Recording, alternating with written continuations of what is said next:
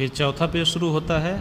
तो शुरू में बताया गया था कि रक्त में 3 प्रकार के कण पाए जाते हैं।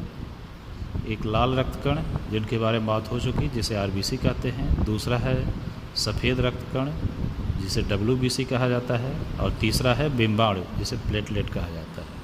तो अब बातचीत के क्रम में, जानकारी के क्रम में दूसरे प्रकार के कण की बात होनी है, और जिसे कहा गया सफ़ेद कण यानी डब्ल्यूबीसी, वाइट ब्लड सेल्स।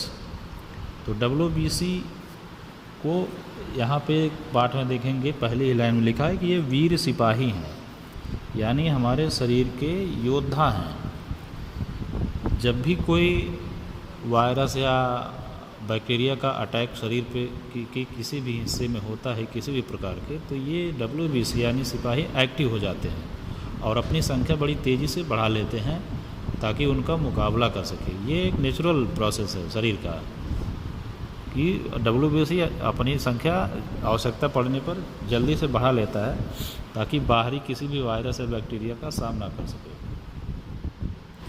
तो हमारी रोग प्रतिरोधक क्षमता यानी रोगों से सुरक्षा करने का काम करता है सफ़ेद कण डब्ल्यूबीसी, इसलिए इसे वीर सिपाही कहा गया।